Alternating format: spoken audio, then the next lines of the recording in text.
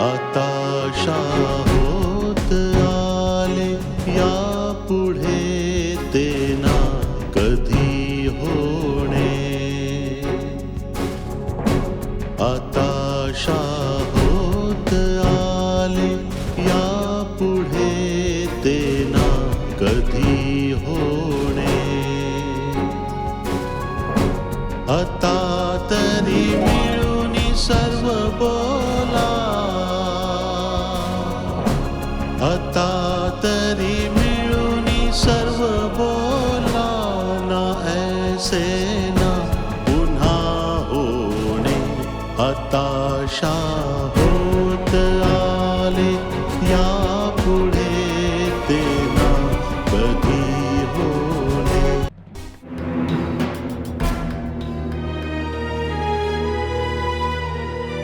बाकी काहीही असो ज्योती, मला तर फक्त ह्याच गोष्टीचा आनंद झालाय की ते मला भेटायला इथे येणार आहेत.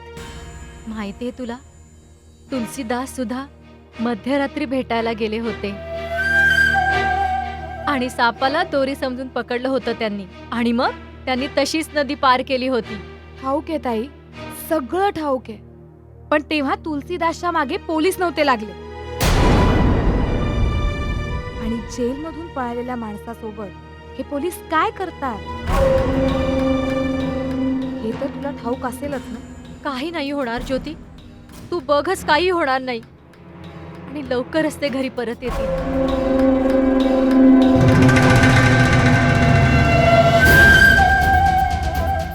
जीजू नक्की येतील ग ताई, नक्की येतील.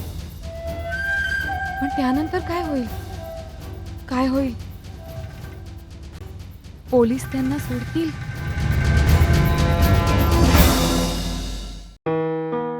दादा दादा, तुम्हाला कळलं का? काय झालं? मी जेव्हा बाजारातून येत होते तेव्हा लोक विकी ठाकूर बद्दल बोलत होते. बोलू देत, त्याचं नाव ऐकल्यावर माझं पित्तच खवळत. तो विकी ठाकूर जेलमधून पळालाय. काय? हो दादा, हे ऐकून मलाही धक्का बसला. तो सूड उगवायला इथे आला तर? माझ्यावर सूड उगवून त्याला काय मिळणार? दादा, त्याला दुसऱ्यांदा अटक भारतीमुळे झाली होती आणि तो भारतीवर सूड उगवण्यासाठी आला तर?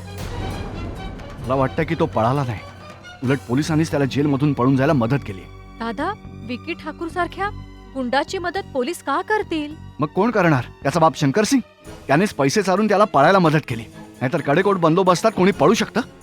ते काही असो दादा, भारती आता त्या घरची सून आहे आणि ती त्याच घरात राहते. आणि विकी ठाकूर जर त्याच्या माणसांना भेटायला घरी आलाच आणि त्याने भारतीला बघितलं तर तो काहीही करेल. हे बघ तारा, आता भारतीच्या रक्षणाची जबाबदारी विजयची आहे. आता तोच काय ते बघून घे. दादा, तुम्ही एक गोष्ट विसरताय. विजय विकीचा भाऊ आहे. हा भारतीचा प्रश्न आहे. मला तर हे अजूनही पटलेलं नाहीये की ती कशी काय तिच्या आईच्या खुन्याच्या घरामध्ये सून म्हणून गेली. दादा, जे व्हायचं होतं ते झालंय. मला एवढंच वाटतंय की आपल्या कुटुंबावर कोणतंही संकट येऊ नये. अगं, आता ह्यात मी तरी काय करू शकतो तारा? मी काय देव नाहीये. दादा, कोणाच ठाऊक का, पण मला खूप भीती वाटते. तो विकी भारतीवर सूड उगवायला तर पळाला नाही ना? जर असं असेल तर अनर्थ होईल दादा. आता या भीतीने मी भारतीला घरी तर आणून ठेवू शकत नाही ना, आणि इथेही ती सुरक्षित राहील याचा काय भरोसा आहे? तुम्ही बरोबर बोलताय दादा. जर ह्या बाबतीत पोलिसांशी बोललो तर? पोलिसांशी काय बोलणार? त्यांना सगळंच ठाऊक आहे. दादा, मी एकदा विजयशी बोलू? तू कोणाशीही बोलून भारतीला वाचवू शकत नाहीस. भारती विजयची पत्नी आहे आणि सगळी त्याची जबाबदारी आहे. आणि हे जे काही घडतंय ना, त्या सगळ्याला भारतीच जबाबदार आहे तारा. ते काहीही असो दादा, मी तर देवाकडे हीच प्रार्थना करेन की भारती सुखरूप राहावी. आणि तुम्ही बघाच, आपल्या भारतीला काही होणार नाही.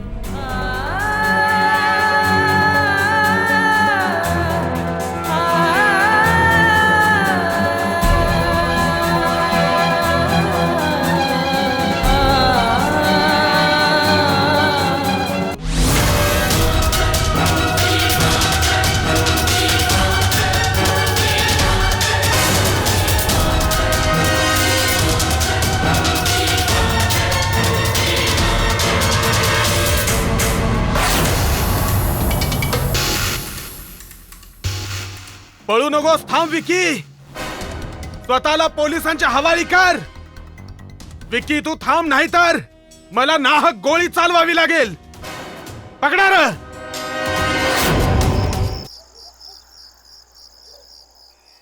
हे परमेश्वरा, आज तुझ्या समोर तुझी भक्त नाही, एक आई हात जोडून उभी. कदाचित माझ्या संस्कारातच काही उणीव राहिली असेल, म्हणून आज विकीची ही परिस्थिती आहे. अपराधी विकी नाही, मी आहे. जी शिक्षा द्यायची असेल ती द्या, पण विकीला सोडवा माझ्या. त्याचं रक्षण कर. एका आईची हाक ऐक रे परमेश्वरा. विकीला वाचव.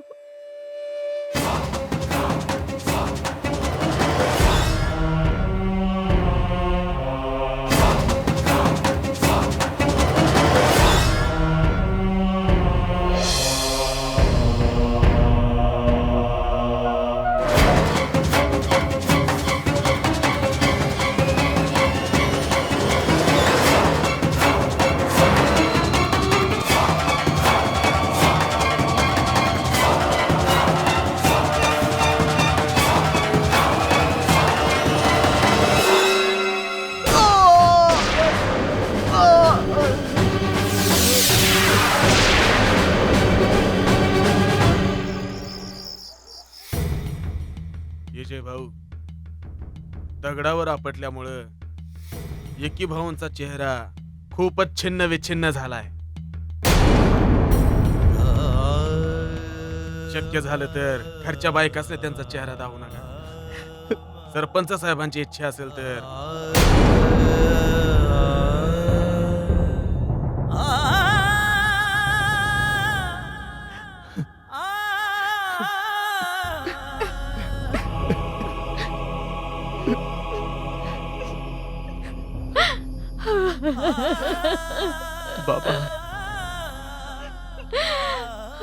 बाबा विकी दादाचा चेहरा कोणालाच दाखवू नका.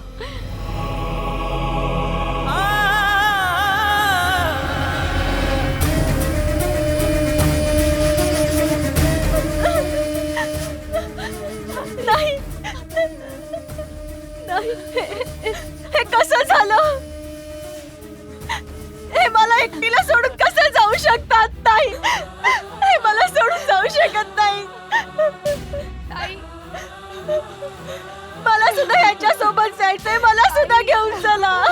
मी तुमच्याशिवाय नाही जगू शकत.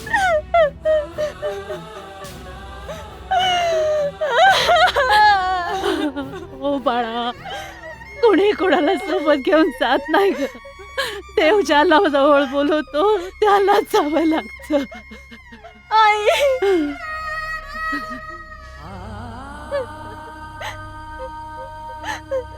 आई, आई, त्यांना मला एकदा त्यांचा चेहरा दाखवायला सांग. ओके बाळा. बाबा, मला एकदा त्यांचा चेहरा बघू द्या, नाही तर माझा आयुष्यभर विश्वास नाही बसणार की ते मला सोडून गेले.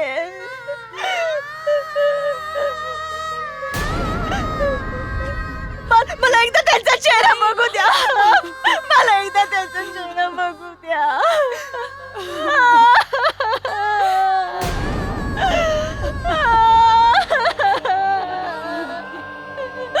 मला एकदा त्यांचा चेहरा बघू दे. आई, मला एकदाच त्यांचा चेहरा बघू दे ग. मला त्यांचा चेहरा बघू द्या ना.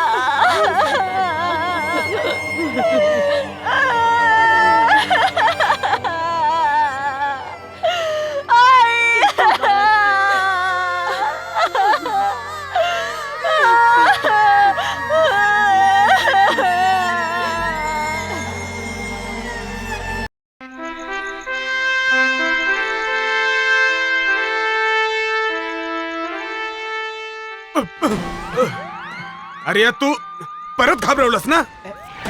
आता हिथं कशासाठी सल्यूट मारायला आहेस? साहेब, तुम्ही एवढी मोठी केस संपवली आहे ना म्हणून. हा, हे तर आहेच. तर एवढ्या मोठ्याने सल्यूट कशाला मारतोस? हे बघ, असा सल्यूट मारलास का नाही तर बदली करून टाकीन तुझी. हो साहेब. साहेब, मी ट्रेनिंगला होतो ना म्हणून खूप सल्यूट मारले साहेब. म्हणून साहेब मला सल्यूट मारायची सवय लागली आहे साहेब. साहेब जेव्हा मी घरून ड्युटीसाठी निघतो ना तेव्हा बायकोला सुद्धा सल्यूट करून निघतो साहेब.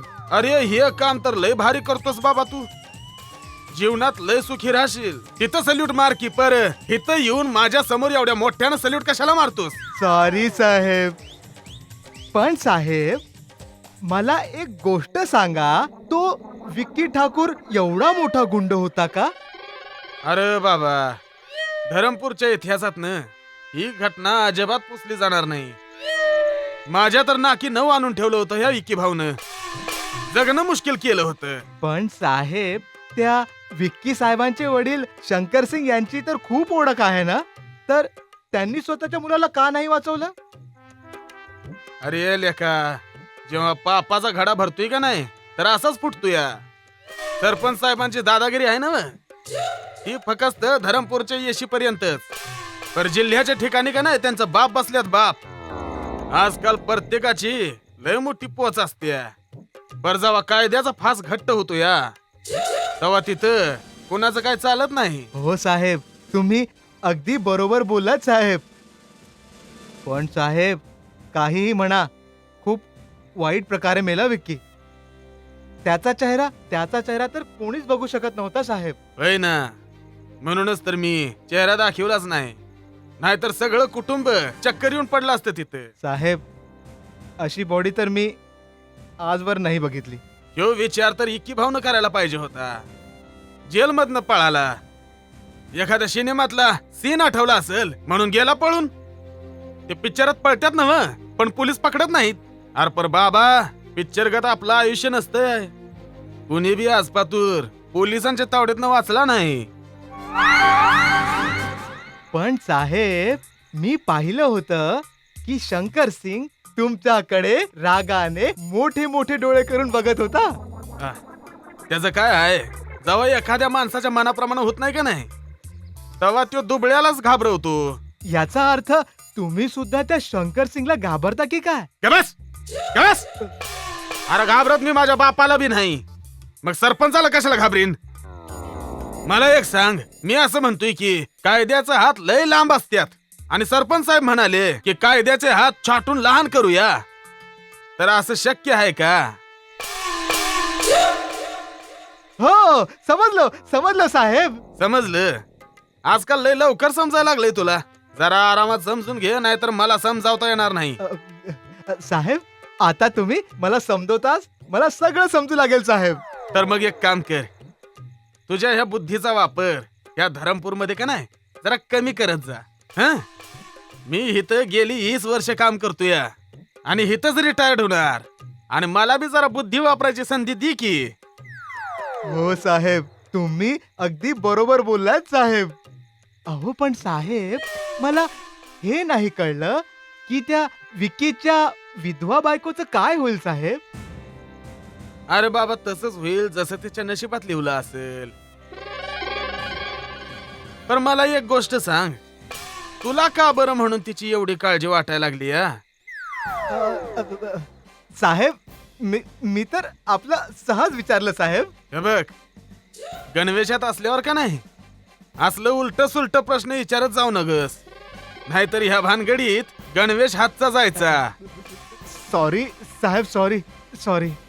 ते काय ना की साहेब मी तुमच्या सोबत आहे ना, तर हळूहळू सर्व काही शिकून जाईल साहेब. अरे आता हा सल्यूट कशाला मारलास? एवढ्या मोठ्याने सल्यूट मारू नकोस म्हणून सांगितलं होतं ना तुला. साहेब तुम्ही माझे गुरु आहात साहेब, तुम्ही माझे सिनियर आहात साहेब. मला सगळं तुम्हीच तर शिकवलंय ना साहेब, म्हणूनच मी सल्यूट मारतो. यो पकड दांडा.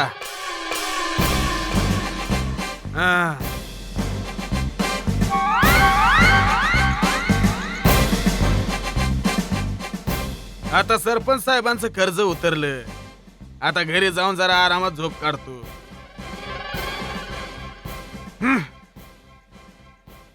अरे आता बसशील का नाही, का नुसतं माझं तोंड बघणार आहेस? चल बस लवकर. हो साहेब.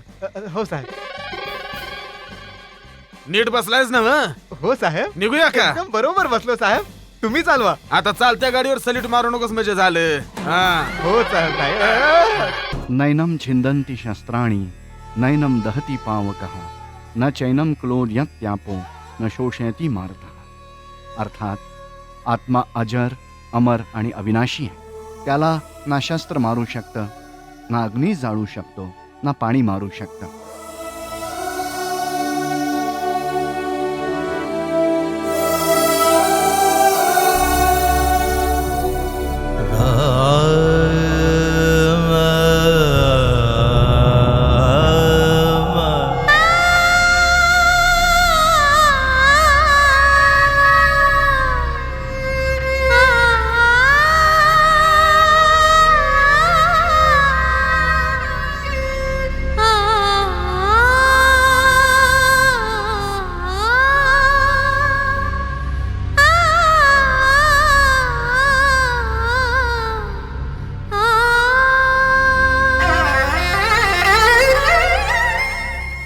ओम शांती शांती शांती.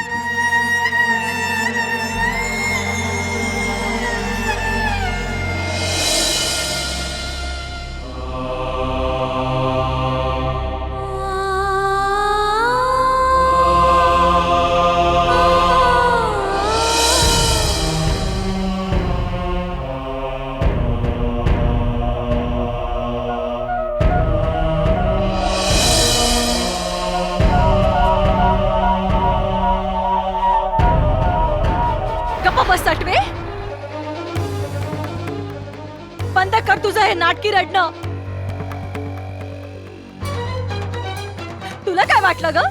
तुझ्या अशा रडण्याने, शोक करण्याने तुझी पाप कमी होतील? देव तुला माफ करेल. जीव घेईन मी तुझा, सोडणार नाही.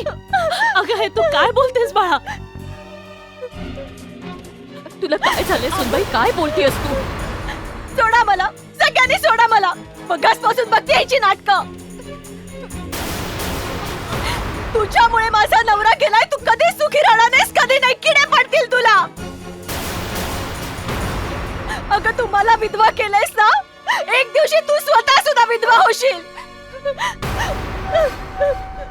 तोंड सांभाळून बोल. तू काय बोलतेस कळतंय तुला? कौसल्याबाई, कोणाला तोंड सांभाळायला सांगताय तुम्ही? तुमच्या घरात जे काय होत आहे त्या सगळ्याला कोण जबाबदार आहे? विकी कोणामुळे ह्या जगात नाहीये आज? माझ्या मुलीचं कुंकू कोणी पुसलं? माझी मुलगी कोणामुळे विधवा झाली? शंकर सिंग, तुला तुझ्या मुलाच्या मृत्यूचं दुःख असो वा नसो, पण मला माझी मुलगी विधवा झाली याचं दुःख आहे. गंगाधर, हे विसरू नकोस की ज्या मुलीचा तू बाप आहेस ती मुलगी माझ्या मुलाची पत्नी आहे. कोणत्या मुलाबद्दल बोलतोयस तू, जो तुझ्यामुळे मारला गेला?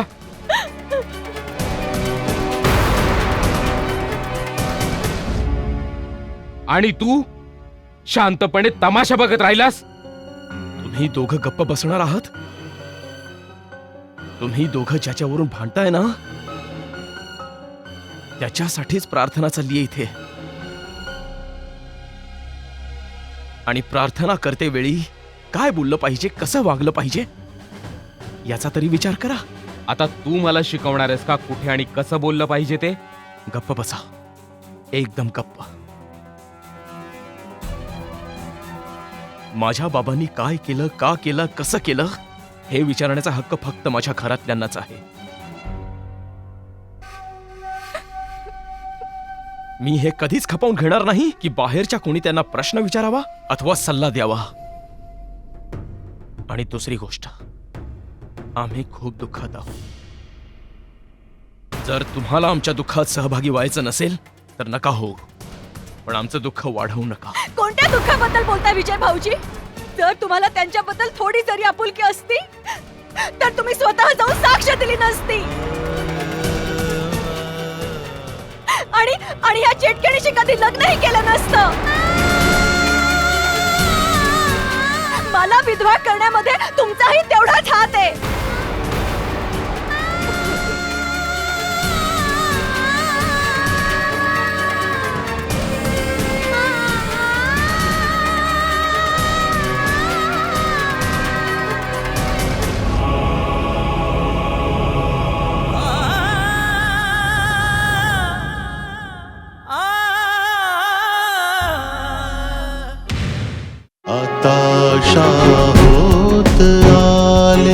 या पुढे ते ना कधी होणे.